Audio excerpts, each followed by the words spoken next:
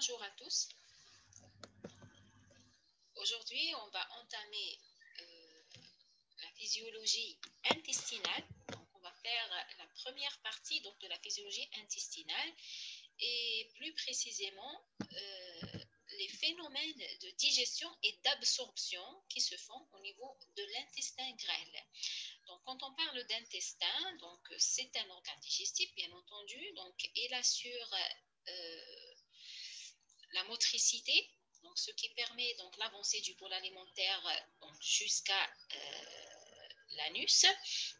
Mais également, comme nous l'avons cité dans le premier cours, l'intestin grêle, il est le siège principal, je dis bien principal, des phénomènes de digestion et d'absorption. Donc, avant d'entamer donc, ces phénomènes de digestion et d'absorption, on va faire un petit rappel sur l'intestin. Donc, vous savez que l'intestin est un tube de 4 à 6 mètres de long qui s'étend du pylore jusqu'à l'anus. Donc, le pylore, c'est l'orifice gastrique.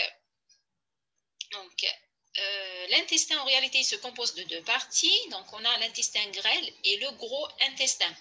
Donc, le grêle, on va s'intéresser aujourd'hui uniquement à l'intestin grêle. Cet intestin grêle, donc, il s'étale donc depuis l'estomac jusqu'à la valvule iléocécale. Donc, alors, il est composé de trois parties. Donc, il y a le duodénum à la sortie de l'estomac. Ensuite, il y a le jéjunum qui prolonge alors ce duodénum. Ensuite, ce jéjunum, il est suivi par l'iléon. Et l'iléon s'abouche ensuite avec le gros intestin. Voilà le jéjunum, l'iléon, donc qui s'abouche avec le gros intestin via la valvule iléocécale. Donc, il a trois composants, duodénum, jéjunum et iléon. Maintenant, sur le plan histologique, la muqueuse du grêle, il est hérissée de villosité. Donc, il est plein de villosité. Donc, le but donc, de ces villosités, bien entendu, c'est d'augmenter la surface d'absorption, sachant que la cellule la plus abondante au niveau de l'intestin, c'est bien l'entérocyte, ou appelée également cellule absorbante. Il s'agit d'une cellule dite polarisée, c'est-à-dire il est composé de deux pôles. Donc, on va voir ça sur le schéma. Donc, ces deux pôles-là, c'est le pôle apical, c'est-à-dire donc du côté de la lumière intestinale au contact avec les aliments, et un pôle basolatéral, donc au contact avec le courant sanguin. Donc, ce pôle apical qui est au contact avec les aliments, donc il est également le siège de microvillosités. Donc, ces microvillosités vont former ce qu'on appelle une bordure en brosse qui est une véritable sous-unité fonctionnelle. Donc, on va voir ça. Donc, regardez, donc, on a un entérocyte qui est la cellule principale donc, de la muqueuse intestinale. Cet entérocyte, appelé également cellule absorbante, elle est polarisée. Elle est faite de deux, elle a deux pôles. Donc, un pôle basal du côté sanguin, mais un pôle apical du côté de la lumière intestinale. Donc, ce pôle apical, à son tour, donc, il est hérissé de ce qu'on appelle des microvillosités, donc, qui constituent l'unité fonctionnelle qui est la bordure en brosse de l'intestin. Au niveau donc de cette bordure en brosse, donc de cette membrane, donc il s'insère un réseau de filaments glycoprotéiques qu'on appelle le glycocalyx. Donc ce glycocalyx contribue à former au niveau de la bordure en brosse une couche aqueuse non agitée, donc dans laquelle diffusent les nutriments et se poursuivent les phénomènes de la digestion. Donc au niveau de la bordure en brosse, on a une couche aqueuse non agitée, donc faite de glycocalyx, qui permet donc la diffusion des nutriments et la poursuite des phénomènes de la digestion. Donc ces villosités intestinales sont drainées par un dense réseau capillaire artério-veineux sous-épithélial, mais également des vaisseaux lymphatiques, c'est-à-dire des chylifères centraux, donc qu'on va voir sur ce schéma. Donc voici, si on considère ici une villosité intestinale, tout ça, donc c'est la villosité. Donc elle est composée donc essentiellement de cellules absorbantes qui sont les cellules entérocytaires, donc les entérocytes. Ces entérocytes donc, sont dotés donc, de deux pôles. Donc, on a un pôle apical au contact avec les aliments, donc où siègent des microvillosités donnant cet aspect de brosse, donc bordure en brosse, mais également un côté basal qui est au contact avec les vaisseaux, à savoir les vaisseaux artériels, vaisseaux veineux, mais également les vaisseaux lymphatiques qu'on nomme également les chylifères centraux. Parce que, pourquoi ce système vasculaire? Parce que donc une fois les aliments sont absorbés, donc depuis la lumière en passant par le pôle apical, ils vont ensuite traverser le pôle basal pour se rendre dans la circulation, soit dans la circulation sanguine, soit dans la circulation lymphatique, chose qu'on va voir au fur et à mesure qu'on avance dans ce cours. Donc voilà pour tout ce qui est rappel.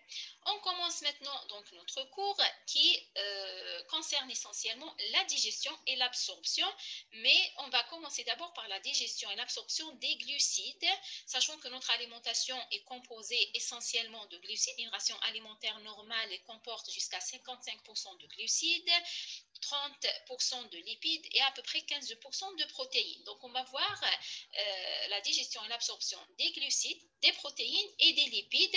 Mais ensuite, on va parler bien entendu de l'absorption des micronutriments de l'eau, sachant que ces derniers ne nécessitent pas une digestion, ils sont déjà à l'échelle de micronutriments.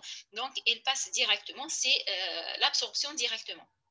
Alors, commençons par la digestion des glucides. La digestion des glucides, d'abord, il comporte une digestion intraluminale de l'amidon. Donc, l'amidon, il nécessite une digestion intraluminale. Parce que, je vous dis, donc la digestion et l'absorption se font essentiellement au niveau du grêle. Mais il y a exception faite pour l'amidon qui, déjà sa digestion, elle commence dès la mastication sous l'effet de l'alpha-amylase salivaire. Je vous dis, la salive, il comporte une enzyme qui est l'alpha-amylase salivaire, donc qui entame la digestion de l'amidon, mais l'action donc de cette amylase salivaire, elle est très vite inhibée par l'acidité gastrique après la déglutition. C'est-à-dire, une fois que le bol alimentaire passe dans l'estomac, donc il y a un milieu acide, cette amylase salivaire n'active plus. Alors, la digestion sera essentiellement effectuée par l'alpha-amylase pancréatique, donnant des oligosaccharides et des disaccharides. Donc, voilà, la digestion est entamée par l'alpha-amylase salivaire, mais une fois dans l'estomac, il n'y a plus d'activité de cette enzyme. Donc, c'est après la vidange gastrique que cet amidon, donc, il continue à passer donc, dans l'intestin. Alors, elle est dans l'intestin et va se rencontrer avec l'alpha-amylase pancréatique. Donc, on a dit le pancréas sécrète essentiellement des enzymes. Parmi ces enzymes, il y a l'alpha-amylase pancréatique qui est sécrétée déjà sous forme active. Donc, et en agissant sur l'amidon, donc, il va donner des oligosaccharides et des disaccharides. D'accord? Donc, ces oligosaccharides maintenant et disaccharides qui proviennent de la digestion par l'alpha-amylase de l'amidon, mais également il y a des disaccharides et des oligosaccharides qui sont apportés directement par l'alimentation. Donc tout ça, donc ils vont subir une action des disaccaridases ou oligosaccharidases de la bordure ambrose de l'entérocyte. C'est-à-dire, donc, l'alpha-amylase pancréatique, il a initié le travail, donc, il a donné des oligosaccharides et des disaccharides depuis l'amidon, mais ces disaccharides et oligosaccharides, ils ne peuvent pas être absorbés sous cette forme-là, ils doivent subir une digestion plus fine, et cela grâce à des enzymes qui sont présents sur la bordure ambrose de l'entérocyte qu'on nomme des disaccaridases ou bien des oligosaccharidases dont on distingue deux familles. Donc, on a la famille des alpha-glucosidases et la famille de la bêta-galactosidase. Commençons par la famille des alpha-glucosidases, donc où la saccharase isomaltase et la glucoamylase assurent l'hydrolyse du saccharose, du maltose et des oligosaccharides provenant de l'action de l'alpha-amylase sur l'amidon. Donc, le saccharose, c'est un disaccharide, le maltose également. Donc, le saccharose, il est fait de glucose et de fructose. Le maltose, il est fait de 2 unités de glucose. Sachant qu'il y a également, comme dit saccharide, donc il y a le lactose. Le lactose, donc, il ne sera pas digéré par ce groupe d'enzymes, mais il sera digéré par la bêta-galactosidase qu'on va voir juste après. Donc, nous sommes à la famille des alpha-glucosidases où il y a la saccharase isomaltase et la glucoamylase. Il y a deux enzymes. Donc, ces deux enzymes hydrolysent le saccharose, le maltose, les oligosaccharides provenant de l'action de l'alpha-amylase sur l'amidon. Maintenant, ce qu'il faut savoir, c'est que la saccharase isomaltase, elle est la principale enzyme de la bordure en brosse. Donc, c'est vrai, il y a une glucoamylase, mais l'enzyme majoritaire principale, c'est la saccharase isomaltase qui effectue toute seule toute la digestion du saccharose, de l'isomaltose et 75% du maltose. Sachant que cette enzyme-là, elle a une activité maximale au niveau des premières anses jejunales. Ça, c'est la première famille. La deuxième famille d'enzymes intestinales, c'est la famille de la bêta-galactosidase. Donc, il y en a une seule, c'est la fameuse lactase. Donc, la lactase, il hydrolyse le lactose. Le lactose, donc, c'est un disaccharide qui est formé de glucose et de galactose. Alors, donc, son hydrolyse par la lactase va donner le galactose et le glucose qui sont des sucres simples. Donc, les produits finaux donc, de la digestion des glucides sont, donc 80%, c'est du glucose. Mais après, il y a le galactose et il y a le fructose. Donc, ce sont ces trois sucres simples qui vont être absorbés par l'entérocyte et bien sûr, selon des mécanismes différents et spécifiques qu'on va aborder juste après. Alors, maintenant, donc, après l'action de la digestion, donc soit de l'amidon, soit des oligos et des disaccharides, donc il y avait l'action de l'alpha-amylase salivaire, ensuite l'alpha-amylase pancréatique qui a transformé l'amidon en oligosaccharides et disaccharides. Ces oligosaccharides et disaccharides sont attaqués par les enzymes de la bordure en brosse, dont l'enzyme principale, c'est la saccharase isomaltase qui transforme le saccharose et le maltose.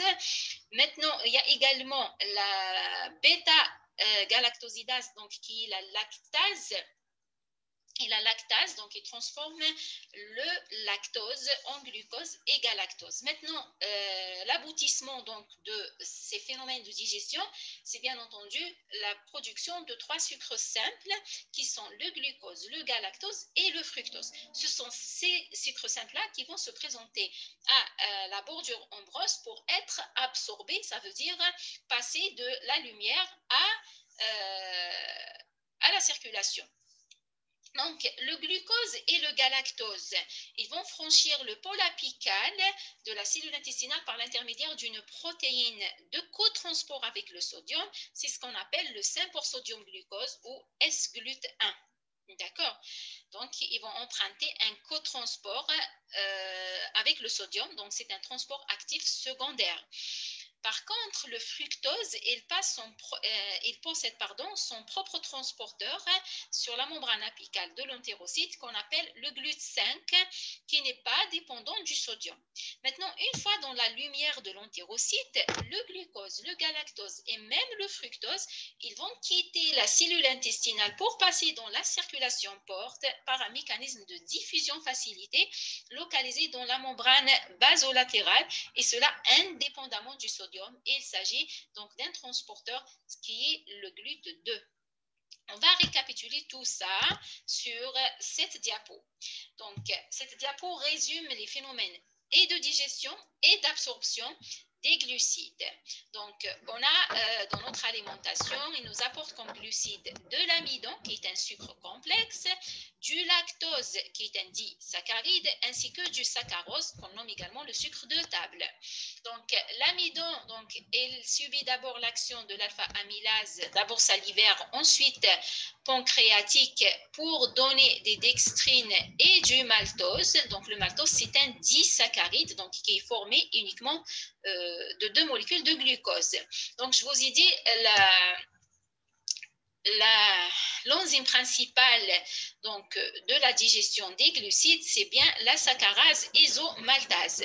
Donc, la saccharase isomaltase, il va attaquer donc ce maltose, il transforme également le saccharose. Donc, voilà, donc la saccharase isomaltase attaque le maltose, attaque le saccharose pour donner depuis le maltose uniquement des molécules de glucose et depuis le saccharose, il va nous donner du glucose et du fructose. Ensuite, à côté de cette enzyme, il y a une enzyme spécifique du lactose, donc c'est la lactase. Et la lactase transforme le lactose en glucose et du galactose également. Donc, au total, on a 3 sucres simples. On a le glucose, on a le galactose et on a le fructose.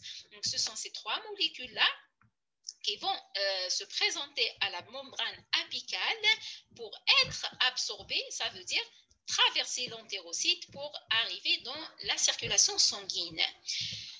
Alors, le glucose est la même chose pour le galactose, donc ils vont emprunter le même transporteur au niveau apical. Ce transporteur s'appelle le S-glute. Donc, c'est un sympore avec le sodium. Donc, c'est-à-dire sympore avec le sodium, vous avez étudié l'année passée les transports membranaires. Donc, quand on parle d'un sympore, ça veut dire que c'est un transport actif secondaire. Et sachant que au départ, donc, il y a toujours l'action de la pompe INA plus K plus ATPase qui se situe sur le côté basolatéral de la cellule. Cette pompe, bien entendu, elle refoule le sodium pour réintégrer le potassium. Alors, ce sodium refoulé, donc, il s'accentue à l'extérieur de la cellule, ce qui permet son entrée à nouveau via la membrane apicale, ramenant avec lui du glucose. D'accord? Donc, et ramenant également avec lui du galactose. C'est pour ça qu'on parle de sympore, ça veut dire que c'est un cotransport, donc c'est un transport qui se fait dans le même sens. Donc, les deux molécules rentrent, donc le sodium, il rentre et le glucose galactose rentre également. Alors, on parle donc de sympore. Ça, c'est pour le glucose et galactose. Pour le saccharose, par contre, pour le fructose, donc qui provient de la digestion du saccharose, donc ce fructose, elle passe directement via une protéine spécifique, donc un transporteur spécifique qu'on nomme le GLUT5. Numéro 2, donc c'est schématisé ici sur la légende, donc c'est le GLUT5. Alors, le fructose se trouve à l'intérieur de la cellule, même chose pour le galactose et le glucose. Donc, c'est-à-dire ces molécules, jusque-là, elles ont traversé la membrane apicale. Elles sont à l'intérieur de l'entérocyte. Elles vont maintenant passer via la membrane basale pour arriver dans la circulation porte. Et pour traverser cette membrane basale, donc toutes ces molécules, les trois, vont emprunter le même transporteur qui est le GLUT2. D'accord? Donc, le fructose passe via le GLUT5 ici, mais ici, donc, il passe par le GLUT2 comme le galactose et comme le glucose. Donc, voilà. Donc maintenant, ces molécules-là, qui sont des sucres simples, sont arrivées dans la circulation porte et rejoignent le foie pour être ensuite transférées dans le cœur via la veine cave inférieure et donc distribuées à toutes les cellules de l'organisme pour être utilisées. Donc voilà pour la digestion et l'absorption des glucides. Maintenant, on passe à un deuxième élément apporté par notre alimentation, c'est bien les protéines. Donc, on parlera de la digestion et l'absorption des protéines qui est résumé sur le schéma 5 qu'on va voir comme récapitulatif. Alors, commençons par la digestion. Vous savez que la digestion des protéines, elle commence déjà dans l'estomac.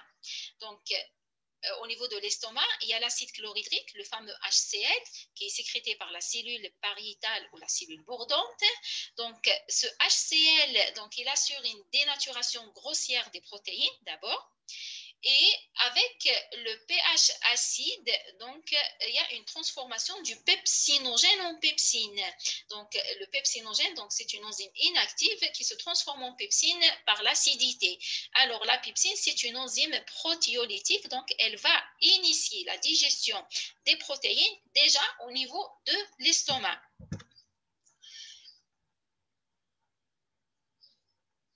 La digestion est assurée ensuite par les protéases pancréatiques. Donc, nous avons cité les enzymes de la protéolyse en faisant la sécrétion pancréatique, c'est-à-dire après la vidange gastrique, c'est-à-dire quand on est dans l'estomac, il y a l'action de la pepsine. Déjà, il y a l'action du HCl qui dénature globalement les protéines, mais également il assure une bonne acidité qui permet l'activation du pepsinogène en pepsine, et la pepsine initie la digestion des protéines.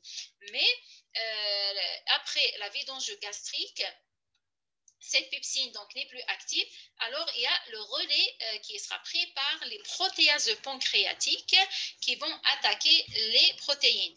Alors le résultat donc de cette digestion donc est un mélange d'acides aminés, donc on va obtenir des acides aminés, mais également des oligopeptides. D'accord. Donc, jusque-là, sous l'effet des protéases pancréatiques, on obtient des acides aminés, mais également des oligopeptides. Quand on parle d'oligopeptides, donc c'est 3 acides aminés au plus. Donc, le relais alors sera ensuite pris par les peptidases entérocitaires qui sont localisés dans la bordure ombrose, mais surtout en intra-entérocitaire. Donc, si on veut résumer, donc il y a d'abord l'action du HCl qui dénature globalement. Ensuite, il y a l'acidité qui transforme le pepsinogène en pepsine, et la pepsine, nous sommes à l'échelle gastrique. Donc la pepsine va initier donc la digestion des protéines. Ensuite, après la vidange gastrique, donc il y a les protéases pancréatiques qui sont dans le duodénum, déversées par le suc pancréatique. Donc sous l'action de ces protéases, on obtient des acides aminés, mais également des oligopeptides. Ces oligopeptides seront attaqués par les peptidases entérocitaires, c'est-à-dire la bordure ombreuse de l'intestin, donc, est capable donc de sécréter des peptidases qui vont attaquer donc les oligopeptides. Mais attention, il y a des peptidases qui se trouvent également en intra-entérocitaire, c'est-à-dire à l'intérieur de l'entérocyte. Donc cela sous-entend que l'absorption des protéines donc peut se faire sous forme déjà de di ou de tripeptides. Donc, l'action des peptidases de la bordure ombrose aboutit à un mélange d'acides aminés et de diétripeptides. D'accord. Ensuite, les peptidases intracytoplasmiques sont responsables de 90% de l'activité peptidasique de l'entérocyte. Donc, on va récapituler tout ça sur le schéma. Mais avant donc d'arriver au schéma, on va dire un mot sur l'absorption. Donc, maintenant, jusqu'à présent, donc sous l'effet des enzymes de la digestion, on a obtenu des acides aminés et des diétripeptides. Donc, l'absorption se fait soit sous forme d'acides aminés libres, mais également soit sous forme de diétripeptides. Donc, chose qui n'est pas identique pour les glucides, donc ils doivent se former uniquement en os simple, donc en sucre simple pour être absorbés. Ici, pour les protéines, déjà, comme diétripeptides, ils peuvent traverser la membrane apicale.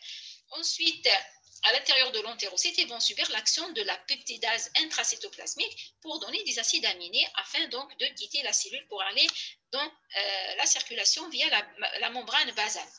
Sachant que les acides aminés libres sont absorbés par un cotransport sodium dépendant, donc c'est comme le glucose, donc c'est toujours bien l'intervention du sodium, donc c'est un transport secondaire, un transporteur actif secondaire qui fait rentrer le sodium, mais également les acides aminés. Donc ça pour les acides aminés libres. Pour les di et les tripeptides, par contre, sont absorbés par un transport couplé à H+. Donc, on parle d'H+ peptide et comme transporteur typique, donc il y a ce qu'on appelle le PEPT1. Le PEPT1, c'est l'un des principaux cotransporteurs qui peut être considéré comme un transporteur tertiaire. Donc, vous avez vu les transporteurs membranaires. Donc, un transporteur tertiaire, donc on va l'expliquer sur le schéma.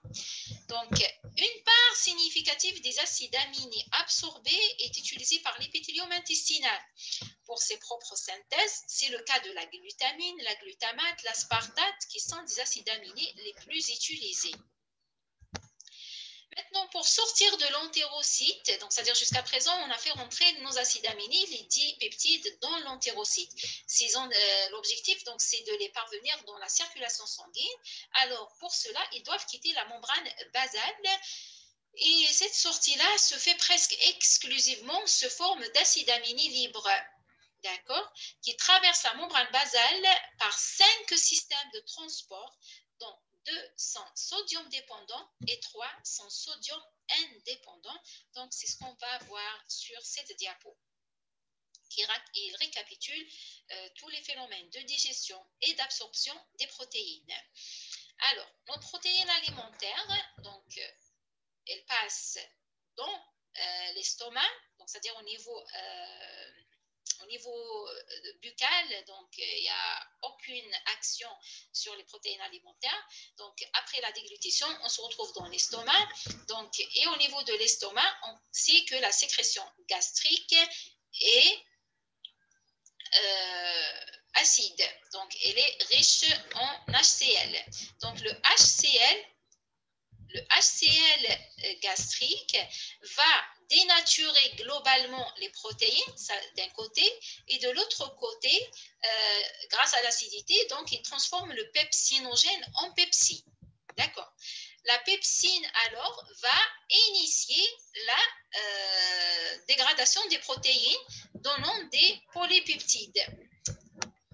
Donc ça donne des polypeptides et ces polypeptides seront attaqués par les enzymes de la protéolyse pancréatique.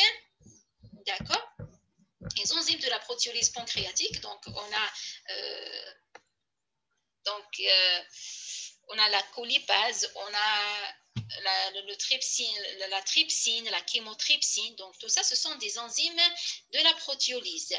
Alors, le produit donc de cette action par les enzymes pancréatiques, c'est la production d'acides aminés, mais également d'oligopeptides.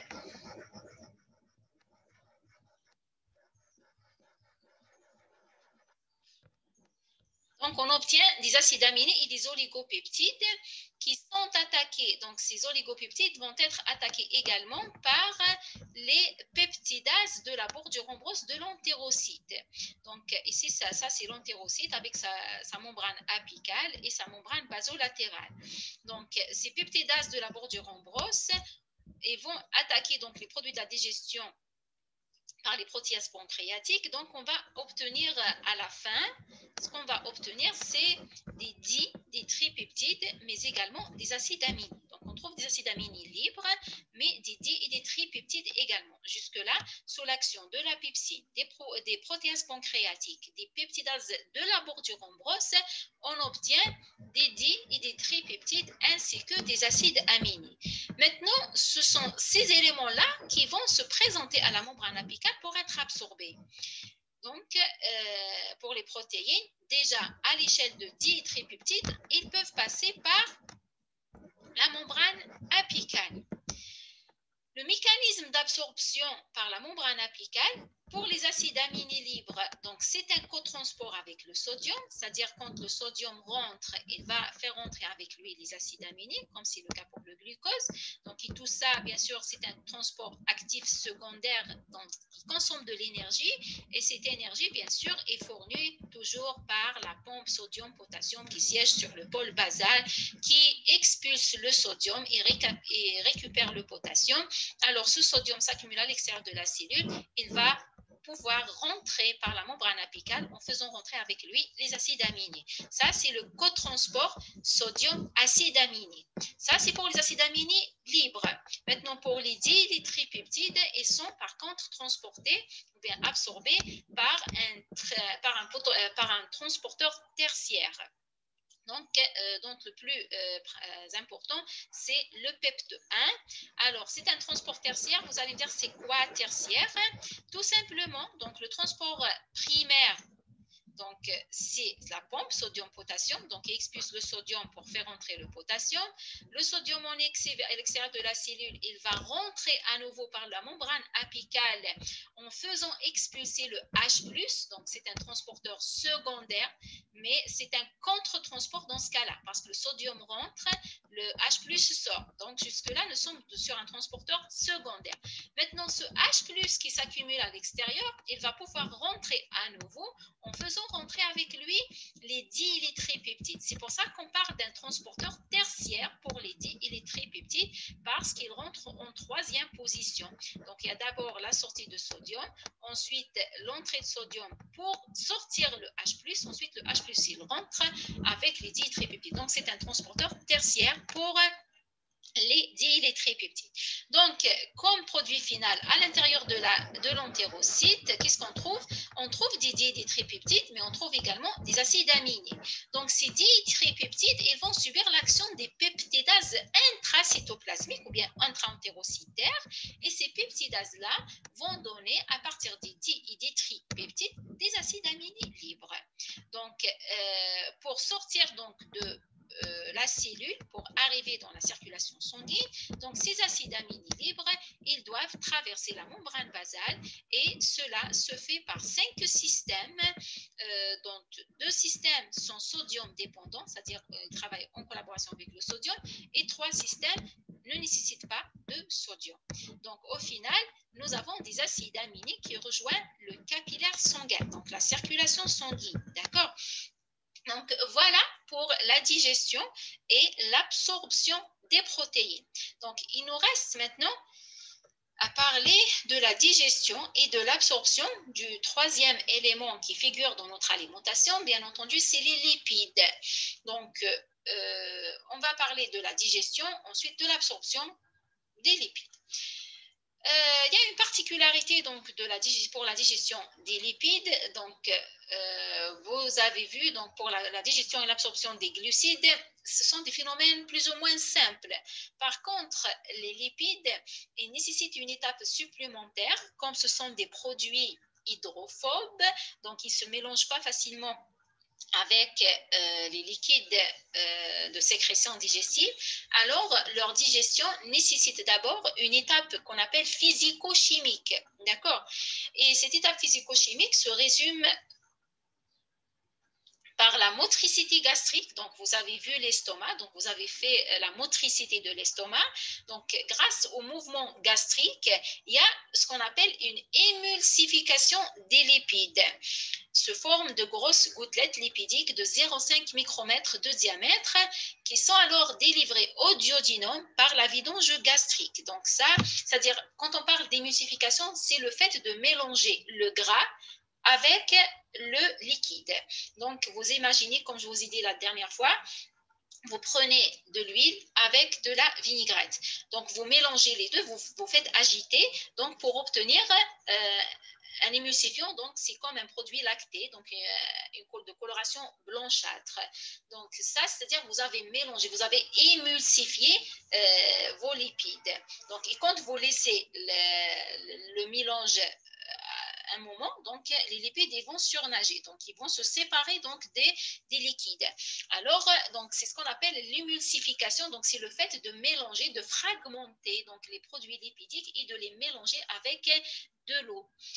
Alors, cette émulsification d'abord commence au niveau gastrique par les mouvements de l'estomac, mais ensuite, une fois dans l'intestin grêle, donc il y a ce qu'on appelle les selles biliaires. Quand on a fait la sécrétion biliaire, je vous ai dit, retenez bien que la sécrétion biliaire, elle comporte surtout comme élément principal les selles biliaires, et le rôle principal des selles biliaires, c'est de permettre une émulsification plus fine des lipides, c'est-à-dire une fragmentation des lipides. C'est comme si c'est une digestion mécanique, si vous voulez. Ce n'est pas une digestion chimique, mais c'est mécanique.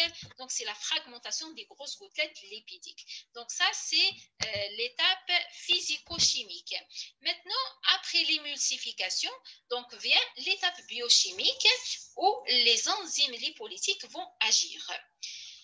Alors, commençons par la digestion des triglycérides. Pourquoi les triglycérides? Parce que les triglycérides, donc, ils représentent la part majoritaire de l'apport lipidique de notre alimentation. Donc, cette digestion des triglycérides, elle peut commencer déjà dans l'estomac sous l'effet de la lipase gastrique. Vous avez vu la lipase gastrique qui est sécrétée par les cellules principales de l'estomac. Donc, cette lipase gastrique aboutit à la formation d'acides gras et de diglycérides, mais son action est rapidement inhibée après la vidange gastrique parce que cette lipase agit uniquement en milieu acide. Donc, une fois dans le duodénum, après la vidange gastrique, donc cette lipase sera désactivée, mais les acides gras et les diglycérides qui passent dans l'intestin vont déclencher la libération d'une hormone. Donc, je vous ai dit au niveau intestinal, il y a deux hormones essentielles. Dans la première, c'est la cholécystokinine. La cholécystokinine, donc c'est une enzyme de la sécrétion, c'est une hormone de la sécrétion enzymatique pancréatique d'un côté, mais en même temps, c'est une hormone de la production biliaire et de la vidange biliaire. La vidange vésiculaire, voilà. Donc la CCK qui est libérée par les cellules I de l'intestin suite à l'arrivée des lipides dans l'intestin, mais également des protéines. Donc la CCK va stimuler le pancréas pour fournir des enzymes pancréatiques et il va stimuler le foie pour fournir la bile. Donc, parmi les enzymes pancréatiques fournies par la stimulation par CCK, donc c'est bien entendu la lipase pancréatique. Je vous ai dit, la lipase pancréatique, elle est sécrétée directement sous forme active, mais elle nécessite la présence de sels biliaires pour une activité meilleure et la présence également de cofacteurs. Donc, la lipase pancréatique transforme les triglycérides en monoglycérides et acides gras libres. Mais attention, cette lipase, voilà, elle agit à l'interface huile-eau, juste à l'interface huile-eau, en présence d'un cofacteur qui est la colipase. Alors, pour une action plus performante, plus puissante, donc il y a toujours l'intervention des sels biliaires qui vont transformer les gouttelettes lipidiques en particules plus fines de à peu près 3 à 5 nanomètres de diamètre qui sont constituées de monoglycérides, d'acides gras libres, de phospholipides qu'on nomme les micelles, c'est-à-dire grâce aux sels biliaires. Donc, il y a une fragmentation des produits lipidiques pour que la surface huile-eau sera augmentée et donc la lipase pourra agir, sachant que la lipase n'agit uniquement sur l'interface huile-eau. Donc, après l'action de la lipase, il y a également toujours l'intervention de ces sels biliaires pour regrouper les lipides en deux petites molécules qu'on appelle les micelles. Et cette formation micellaire, c'est elle qui permet aux lipides de franchir la couche aqueuse. Donc, ce sont des petites particules de 5 nanomètres de diamètre qui, alors, elles peuvent traverser la couche aqueuse non agitée, donc de la bordure en brosse, avant de se dissocier et traverser donc la membrane entérocytaire. Donc, on va récapituler tout ça sur le schéma. Maintenant, pour l'absorption, donc jusque-là, nous avons formé des petites micelles qui contiennent des acides gras libres, des monoglycérides, des phospholipides. Alors, grâce au pH acide de la couche aqueuse non agitée, donc il y a une dissociation des micelles et donc libération de leur contenu. Et comme ce sont des produits lipidiques, donc des acides gras libres, des monoglycérides, même des vitamines liposolubles. Donc, alors ces produits-là, ils vont passer directement par un mécanisme de diffusion passive parce que la membrane cellulaire, tout simplement, elle est faite de bicouches lipidiques. Donc, le passage se fait passivement pour ces produits de la digestion des lipides.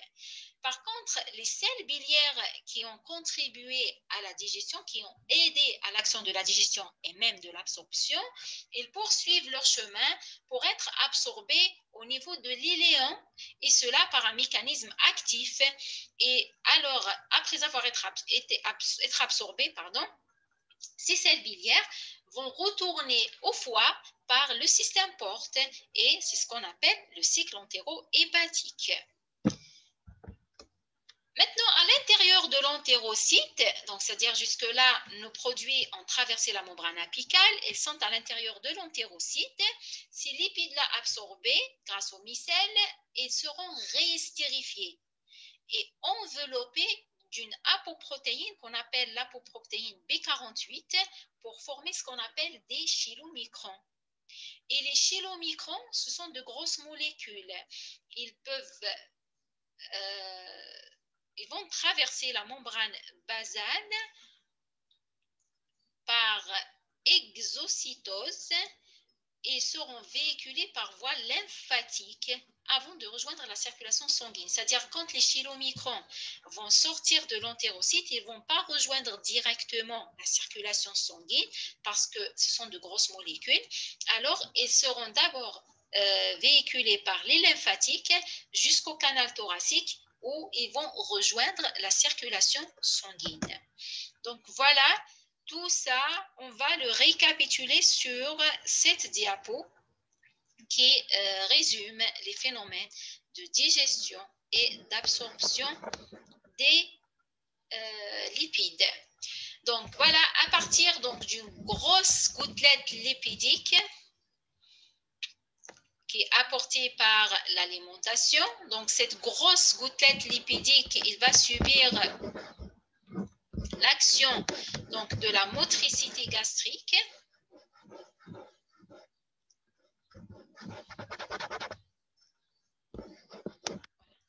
Donc, la motricité gastrique, il va permettre une émulsification préalable, mais une fois dans l'intestin, il y a la présence de sels biliaires. Donc, les sels biliaires et la motricité gastrique vont aboutir à une émulsification des lipides. L'émulsification, c'est-à-dire c'est le fait de séparer cette grosse gouttelette en petites gouttelettes et la mélanger avec un produit liquide. D'accord, c'est ça l'émulsification, c'est le fait de mélanger le gras avec le liquide parce que le gras, dans sa nature, il a une densité moins importante, il surnage, donc il ne se mélange pas facilement avec de l'eau. Alors, grâce à la motricité et à la présence de sels biliaires, il y a cette émulsification. Donc, c'est la fragmentation, si vous voulez, de la grosse gouttelette en petites gouttelettes. Maintenant, après l'émulsification des lipides, il y a l'action de la lipase pancréatique. La lipase pancréatique, elle est sécrétée par... D'abord, déjà dans l'estomac, je vous ai dit, il y a l'action de la lipase gastrique, qui déjà, il peut donner des monoglycérides et des acides gras libres, qui après la vidange gastrique se retrouvent dans l'intestin. L'arrivée de ces produits-là dans l'intestin vont stimuler une libération plus importante de sels biliaires. Mais également de la CCK. C'est l'hormone CCK qui, d'un côté, stimule la libération d'enzymes pancréatiques et de l'autre côté, stimule la production de la bile par le foie. Les sels biliaires, alors, vont majorer ou bien intensifier l'émulsification et d'autre côté, cela va permettre à la lipase d'agir parce que la lipase, il va agir uniquement à l'interface huile-eau. Juste ici, c'est juste à l'interface huile-eau. Alors pour son action optimale, il faut l'émulsification préalable. Après l'action de la lipase, on va obtenir ce qu'on appelle des micelles. Les micelles, toujours sous l'action, c'est toujours grâce aux sels biliaires que ces micelles sont fragmentées comme ça. C'est-à-dire c'est une fragmentation de la gouttelette en petites fines gouttelettes. C'est-à-dire des gouttelettes plus fines dont à l'intérieur on trouve des acides gras libres et des monoglycérides. Maintenant, cette formation micellaire, il est capable de franchir la couche aqueuse non agitée qui, grâce à son acidité, va dissocier le contenu de la micelle et il va permettre à ce contenu-là de traverser la membrane apicale passivement parce que c'est un produit lipidique qui traverse aisément la membrane qui est faite d'une bicouche de lipides, de phospholipides exactement. Parmi ces produits, on a des monoglycérides, des acides gras libres, des vitamines liposolubles et du cholestérol libre. D'accord? Maintenant, tous ces produits-là qui sont absorbés, qui sont à l'intérieur de l'entérocyte, ils ne vont pas quitter directement l'entérocyte, mais ils vont se regrouper à nouveau sous une forme de ce qu'on appelle le chylomicron, où les triglycérides et les cholestérols seront à nouveau réestérifiés et enveloppés d'une membrane associée à une apoprotéine qu'on nomme B, la peau B48, qui est produite par l'intestin, pour donner ce fameux chylomicron. Donc, c'est ce forme de chylomicron que les lipides vont quitter la membrane basale. Et comment ils vont quitter? C'est par exocytose, parce que ce sont de grosses molécules.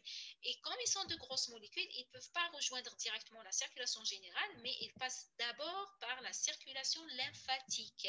Donc, c'est via les chylifères centraux que ces chylomicrons rejoignent la circulation générale au niveau du canal thoracique. Dans la circulation générale, ces chylomicrons vont subir l'action donc de la lipoprotéine lipase pour donner des rémanents ou bien des c'est-à-dire c'est le produit qui reste, mais également en libérant ces acides gras libres.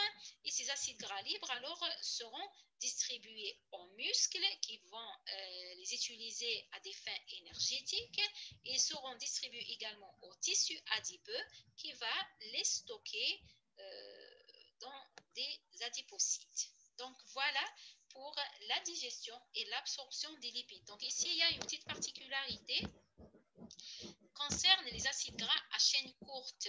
Donc, quand on a un acide gras à chaîne courte, donc ces acides gras, donc ils ne vont pas subir toutes ces actions d'émulsification, comme ce sont des acides gras à courte chaîne. Donc, ils peuvent traverser directement la membrane apicale et donc directement la membrane basale et ils passent directement dans la circulation générale. Cela on peut utiliser donc cette notion-là. Donc, quand vous avez par exemple une mauvaise, une atteinte hépatique, par exemple, une atteinte pancréatique, donc là où on n'a pas les enzymes. Donc, quand on a un manque d'enzymes pancréatiques, on préfère donner aux patients donc, des acides gras à chaîne courte qui ne nécessitent pas une digestion préalable, qui peuvent être absorbés directement. Et on les donne également, on les préconise quand il y a, par exemple, une atteinte sur le plan lymphatique. C'est-à-dire atteinte, par exemple, du canal thoracique. Donc, on ne peut pas donc absorber les lipides normaux, donc on préconise des acides gras à chaîne courte qui traversent directement la membrane basale pour arriver dans la circulation générale sans passer par le canal thoracique. Donc ça, c'est une particularité. Donc voilà pour la digestion et l'absorption des lipides. On a terminé donc la digestion et l'absorption des macronutriments. Il nous reste à développer l'absorption des vitamines. Les vitamines, ce sont déjà des micronutriments, c'est-à-dire ils ne nécessitent pas une digestion préalable. D'accord? Alors, ils vont être directement absorbés.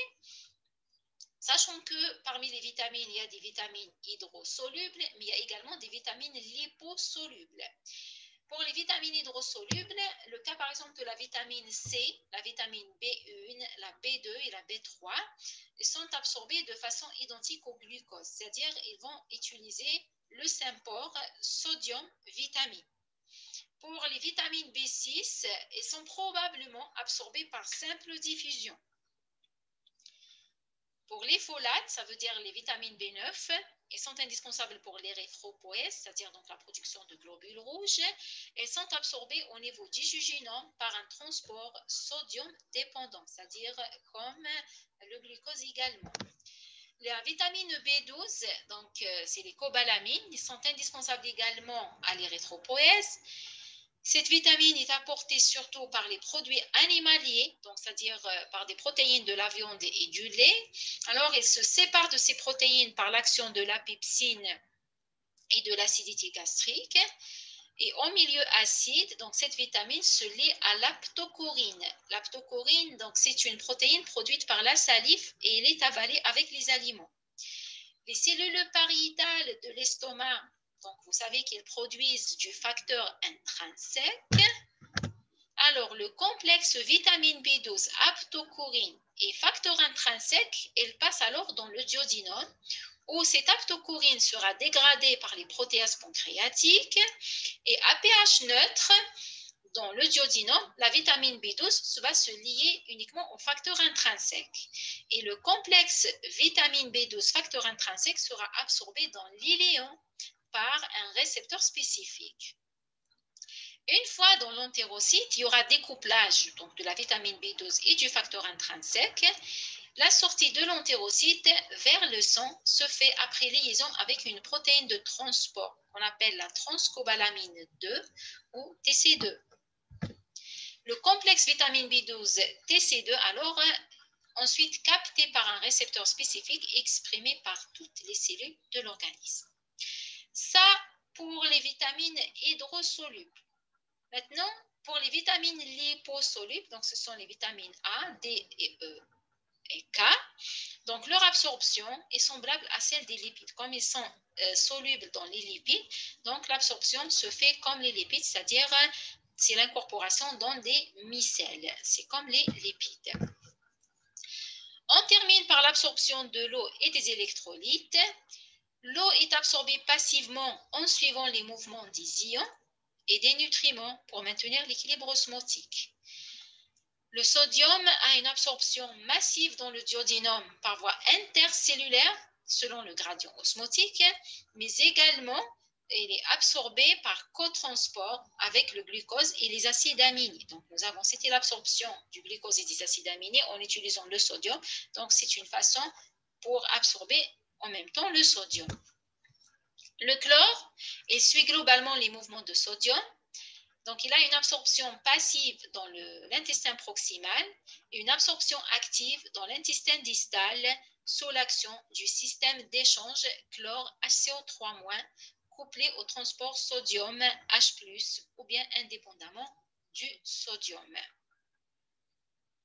Donc, il y a un mot sur cette absorption du chlore concernant cette protéine donc, qui permet l'absorption du chlore. Donc, c'est le chlore HCO3-.